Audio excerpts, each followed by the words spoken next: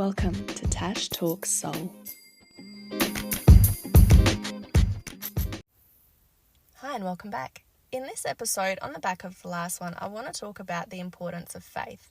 Now, I know I'm preaching to the choir, to the people that maybe are religious or spiritual, and you're sitting here rolling your eyes thinking, yeah, of course faith is important. But you know what? We're not all wired that way. And I've gone through life, I've had a lot of Christian influence, but I can't say that I've ever been strongly religious. And my spirituality has been something that I was born with and has always been here for me. But it's definitely been a journey that I've been on that has evolved over the years. And some of the reasons why the main reason why I think faith is just so important is that it allows you to live your life in an empowered way, in a way that is more optimistic, more engaged, more compassionate, and just less likely to spiral into an awful place. I mean, don't get me wrong, we all have the capacity to spiral, but when life throws us curveballs and there's a multitude of different ways to perceive what's happening to you. If you are of the belief that life is just chaos, unhinged, everything just happens, there's no rhyme nor reason to it, no divine guidance, nothing at all, it's all just a dark abyss, then I think it's easier to allow yourself to slip into a more negative state of mind, a more disempowered place, and just to feel a little bit like, why is this happening to me? Life isn't fair, we just bumble through it and then we die and there's just no meaning to any of this. I could see how it would be really easy to feel quite despondent and quite depressed about circumstances that might be coming up for you. I mean, I consider myself to have very strong faith in a higher power and the divine and source and whatever, words you want to put on it. I actually feel that all rivers lead to the ocean, and this feeling that we're all tapping into is actually one and the same. When I was at uni, I did anthropology consistently from the beginning of my first degree to the end of it. And at the beginning, first year, my first anthropology subject, my professor said, you should just quit. You're going to be terrible at this. You ask too many questions. You're too critical thinking of all of this. I need you to just listen to it and accept it. And, then we will have a guided discussion about, a philosophical discussion. And anyway, by the end of my last year for my big project, I got a high distinction. So there you go. If I could change my rigid way of thinking, then anybody can. But in anthropology, I did one subject called Anthropology of Life, Death and Culture.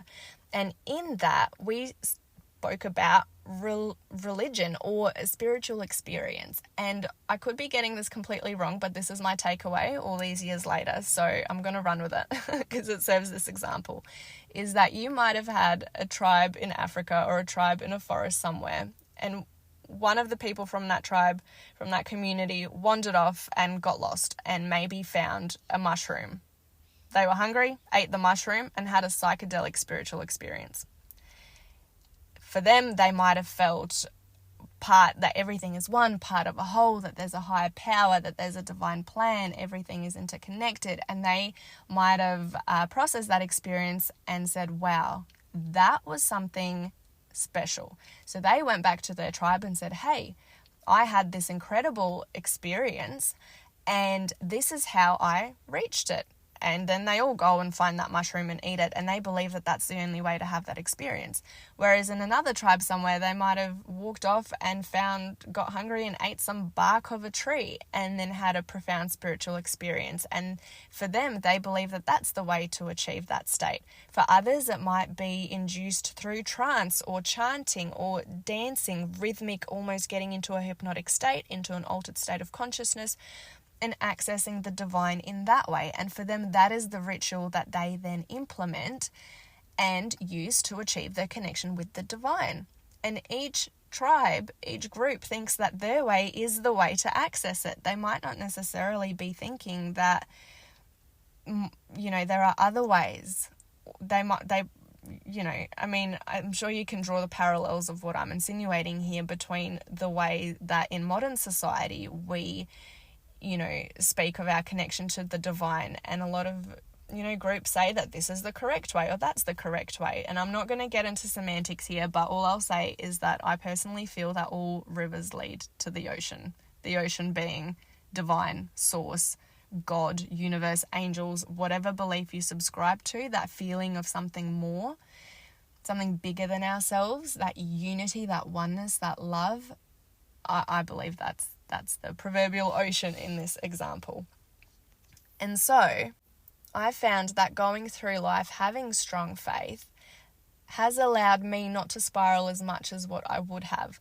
And don't get me wrong, I haven't always had really strong faith. I am quite critical and cynical, and even though I've been having these experiences since I was a child, since I can remember, I still sometimes would sit back and think, did I imagine everything? Is it all in my head? No, it can't be real. Let's look at this logically, pragmatically. Science hasn't caught up to this. You can't hang your hat on it. You can't say that it's real. And even though my personal experiences, I would doubt those in favor of choosing to view life through my cynical, kind of critical, practical, logical self. And there have been times in my life where I have felt pretty hopeless, but in those moments I have chosen to hang my hat on my faith, because the alternative was just too terrifying for me. That for my own mental health, I needed to believe that everything was happening for a reason, because otherwise I would have just absolutely spiraled. And, people talk about finding Jesus and, saving their life, and good, because, whether it's Jesus or whatever form of faith feels like it resonates with you and helps you and heals you and allows you to go through life in a more empowered way, fantastic. Because life is hard and difficult things happen, very difficult things happen, and whatever tools you have in your life that allow you to see it from a more empowered, a more optimistic, a more calm and centered place, then fantastic. Lean into it. I know with my faith and my spirituality, there have been moments in my life where I felt like I was completely unplugged, which was terrifying, because ever since I was a kid, I've always felt plugged in. I've always felt connected. I've always kind of had maybe premonitions and seen spirits and felt other people's energy and been able to heal and access a lot of beautiful, wonderful things. And then I remember when I fell pregnant with my third son, it was like the plug was ripped out of the wall and it was all gone. I felt like I could no longer access any of it.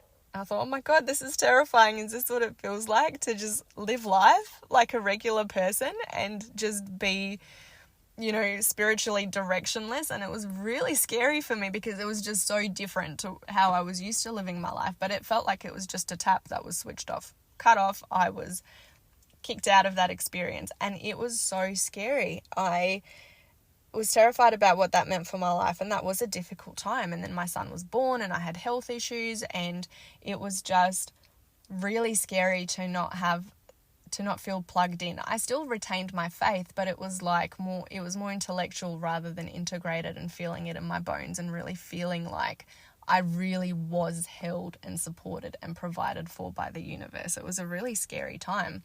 And then a series of chain events that happened, after my third son was born, it was almost like a series of micro traumas, I would say, of some small scale, some not so small scale, but that absolutely just crushed my spirit, my sense of self. I did not know up from down. I didn't know who I was. I had my heart absolutely broken, torn to shreds, ripped to pieces, to the point where I just thought, I can't go through life and be open and loving anymore. Like I just felt like I was drowning. But there was a silver lining to all of this, where this series of micro and macro traumas actually slowly forced me back into my connection to the divine.